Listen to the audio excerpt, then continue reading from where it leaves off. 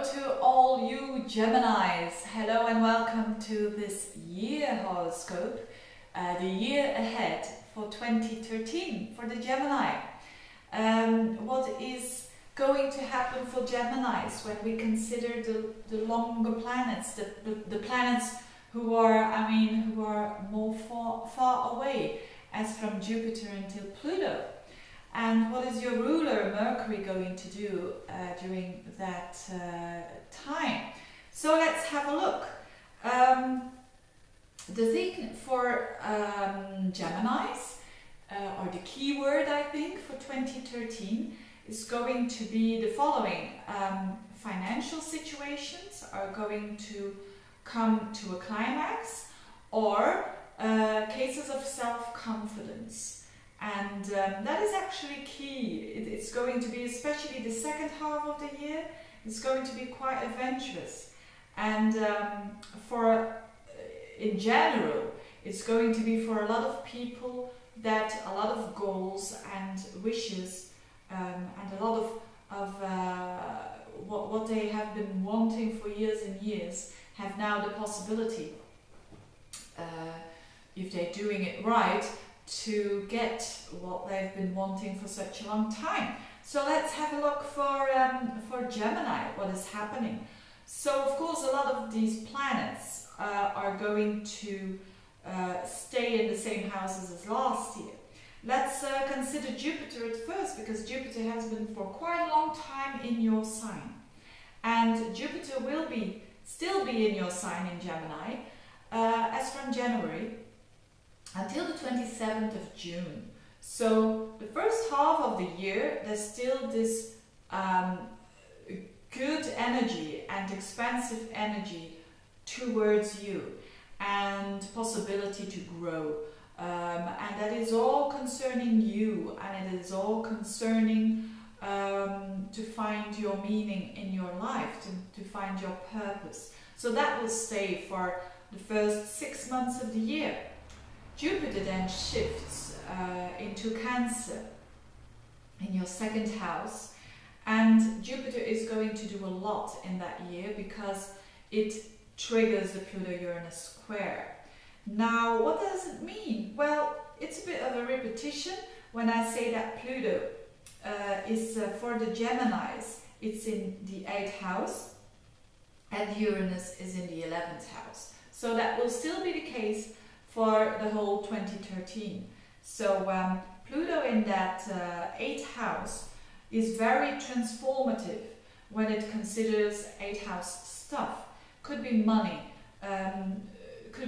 issues, especially money of other people, money that you will have, that you want to come your way, maybe from an ex-husband or wife, or maybe from taxes, or maybe from a bank, you know, a loan, and all of that. All these financial issues can become very important around June, July, August, and I'll talk about it in a minute.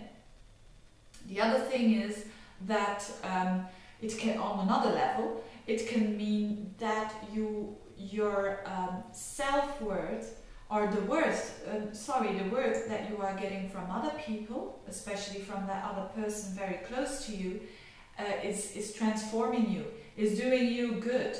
And it's also about really mastering your biggest fears. And of course, these are general horoscopes, so it could be anything. What you fear can be very easy for another person and the other way around, but it's definitely about facing the fears, and you're really doing that. It squares up this Pluto with Uranus in the 11th house, so Uranus really wants to liberate itself. So you really have it shows that you have new aspirations, new goals to look forward to, maybe also new friends, or a new kind of friends, maybe more friends that are Uranus-like, that are a bit different than other people, that are not mainstream and that are helping you to find your own freedom. Now this square is there for the whole year, but as I said, Jupiter is going to trigger it. So Jupiter around June, July, August is going to oppose that Pluto, so the 2nd house and the 8th house, and it's going to square up to your 11th house. Now, what is this all about? First of all, Jupiter loves to be in Cancer. It's very strong there and it can do a lot of good. So for many Geminis, having Jupiter in the 2nd can mean coming in a lot more money, and that is good. And there is a possibility of that, because that Jupiter, your money, 2nd house, and money of other people, 8th house, are coming together, are going to make an aspect. It's a challenging aspect, which means that there could be a power struggle going on. It doesn't necessarily have to be a power struggle. It's only a power struggle when we are not considering other people. When, in other words, when we are being very selfish. But I think a lot of people are not selfish, and I think Gemini can be very light and can consider other people's opinion and other people's ego. So I think you Geminis won't have that lot of a problem with that. I mean, with saying my way or the highway. I don't think that Gemini is really all about that. So, but this Jupiter in the 2nd and Pluto in the 8th surely shows that there is possibility for money. There is possibility for gaining more money, and it can come all of a sudden, because Uranus is also involved in the 11th house. So maybe with group associations, or maybe friends helping you out, or whatever.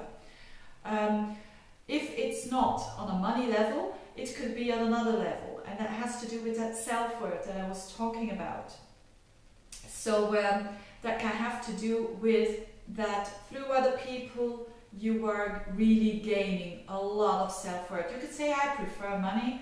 Well, I think that maybe you could be in a situation that you have lost money and that you are going to value other things in life.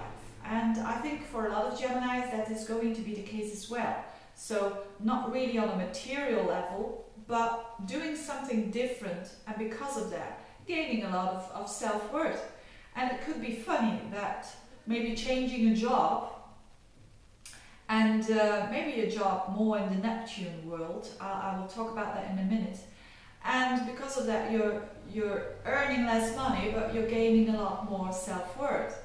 It could be, which sounds a bit, but could be the case for a lot of Geminis.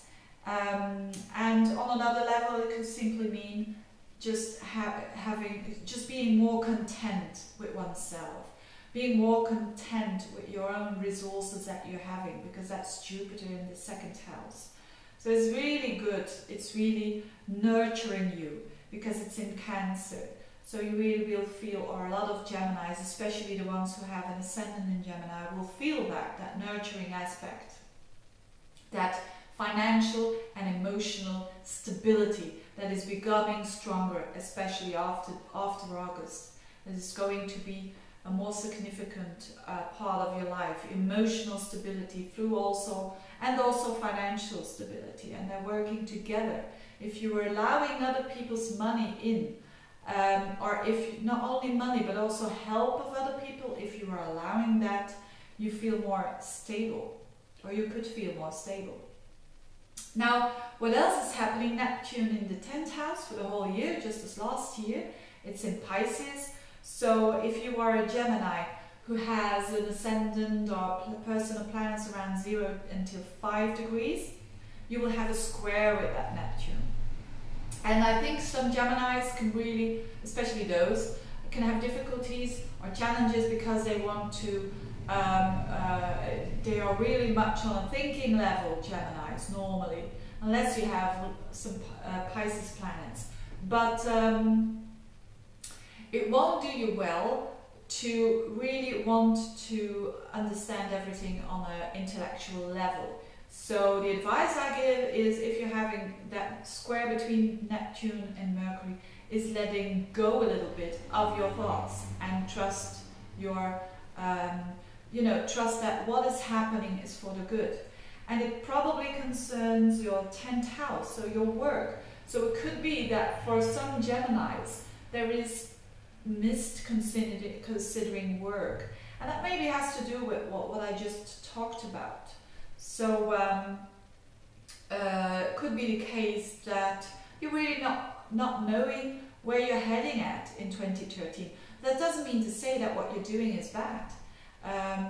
Or it could also mean that you're going to, in your work, you're going to do more Neptune in your work, which is maybe helping other people, doing spiritual work, or maybe teaching, or maybe just not really teaching, but helping others, basically. That's and it's in Pisces. So, and also Chiron is in there. So you could try to find a job that has more to do with helping other people, healing themselves, or just helping on a very basic level, on a very earthly level. So, and what else is happening that is important for you, especially if you have, again, around 0 to 5 degrees of Gemini? You're going to have a lunar eclipse.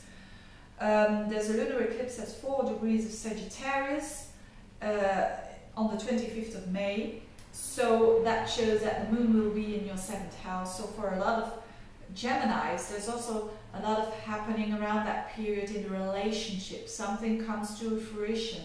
Something comes to an emotional clarification. So that is good as well, because then you can go on, whatever it is.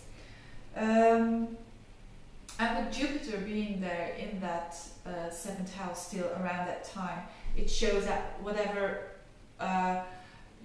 you're going to do, it's going to have a positive outcome in the end. Now, Mercury is doing its retrogrades, of course, that's your ruler, and it's going to do the retrogrades all in the water signs.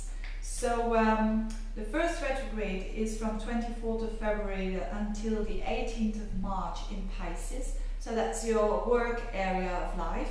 So a rethink about that and a rethink of your direction. But as I said, that it can be a misty period. So just be aware that if you're a bit confused, it's totally normal and it will pass away. Then around the 27th of June and the 21st of July, Mercury is going retrograde in Cancer, in that 2nd house I was talking about, where Jupiter is also. So a very rethinking of that 2nd house that I was talking about. And then finally, the 22nd of October until the 11th of November, there is a retrograde of Mercury in Scorpio, and that's your 6th house. So about that time, it's a good time to do rethinks about your routines and about your habits, about your day-to-day work, about your health. So how you can improve it, that is a good time to start that, to literally think it all over and start all over at the end of the year. So a lot to talk about for the Geminis for 2013. But I think, as I said, it's going to be a year of possibility for expansion and growth. So thank you very much, you Gemini. Wish you all the best and see you next time. Bye bye.